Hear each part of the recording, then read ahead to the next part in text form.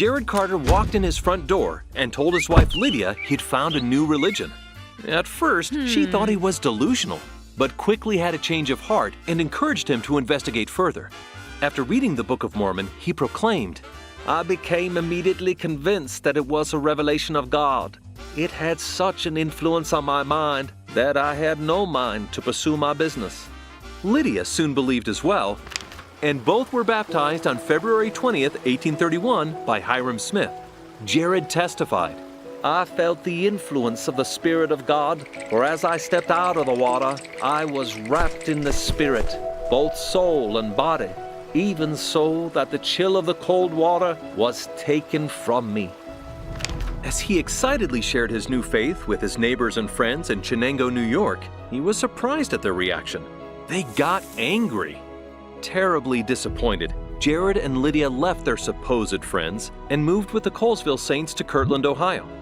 Later, walking into a church conference in Kirtland, Jared is shocked and amazed to find his brother Simeon, whom he hadn't seen in 8 years, had also joined the church. What?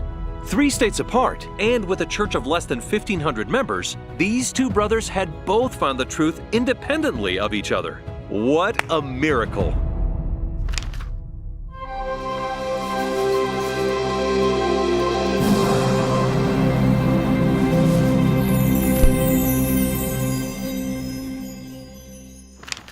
Now, Jared's brother Simeon was crucial for the church in Amherst, Ohio.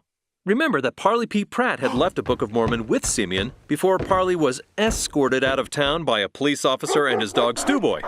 Yeah, watch the Church Doubles video to see that funny story. Well, Simeon and many of his extended family were baptized after reading the book.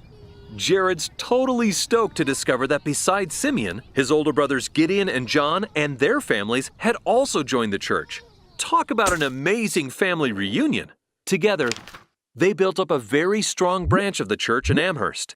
In section 79, the Lord promises Jared, the Comforter, which shall teach you the truth and show the way whither you shall go. This gift helps him become an amazing missionary, baptizing large groups of people in many cities. In her own words, Lucy Mack Smith relates one of Jared's amazing mission stories. In June 1831, 4 missionaries, including my son Hiram, were called to preach the gospel. As Hiram was directed to Detroit, I thought it would be a good opportunity to visit the family of my brother, General Mack. We visited with many of my relatives and shared the truth of the gospel with them. One day, my niece and nephew introduced me to Mr. Ruggles, the pastor of the local Presbyterian church. He mockingly said that the Book of Mormon was beneath his notice and called my son, the prophet, a poor, silly, foolish boy.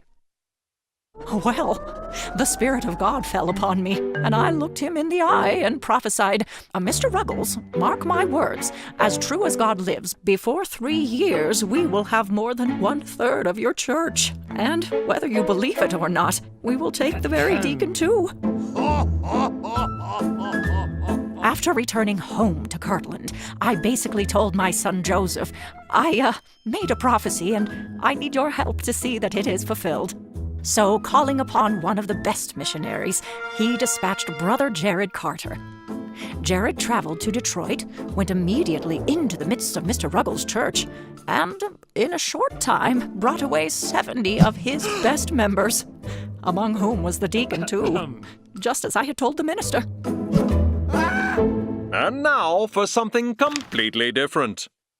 Doctrine and Covenants section 77 is an amazing section because it's a Q&A between the prophet and the Lord.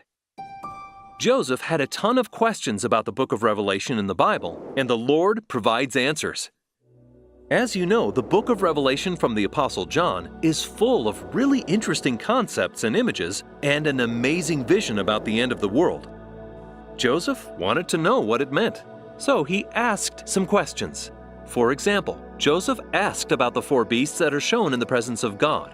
The Lord explained that they represent 4 classes of beings: man, beasts, creeping things, and fowls. And the spirit of each being looks like their bodies. Okay, cool. President Joseph Fielding Smith further explained, every creature has a spirit and existed in the spirit before it was on the earth. They're entitled to the resurrection and shall live again. There'll be beasts of various kinds in each of the kingdoms in the eternities. The animals and all living creatures shall be given knowledge and enjoy happiness. Nice. So although we don't completely understand what happens to animals after they die, we believe that they'll enjoy some kind of salvation and immortality. Maybe you'll see your old pets again. Joseph also asked about a book with 7 seals. No, not those seals. And the book in the vision actually looked more like this, a scroll sealed with 7 seals. Joseph is taught that this book contains the actual history of the world, including the Father's plan. Each seal represents what will happen during 1,000-year increments of the world's history. Summed up, basically it says God wins and Satan loses. Isn't it comforting to know that God's already revealed what will happen? It's written down, and there'll be no surprises for him or us as we study his words, ask questions, and listen for his answers in prayer. Finally, in section 78, the Lord gives us a wonderful promise filled with hope and encouragement. Because we don't yet know all the great blessings that Heavenly Father's prepared for us, He lovingly calls us little children. Yes, I am a child of God, and so are you. And He's promised He will lead us, guide us, walk beside us, and help us find the way, so we may live with Him someday. In the meantime, He encourages us to be of good cheer and receive all things with thankfulness. In our next video, we'll learn what happens when fake news starts to spread. It takes a lot to make these videos, so to keep Line Upon Line free for everyone, consider signing up for Living Scriptures Plus. Check it out by clicking the link in the description below.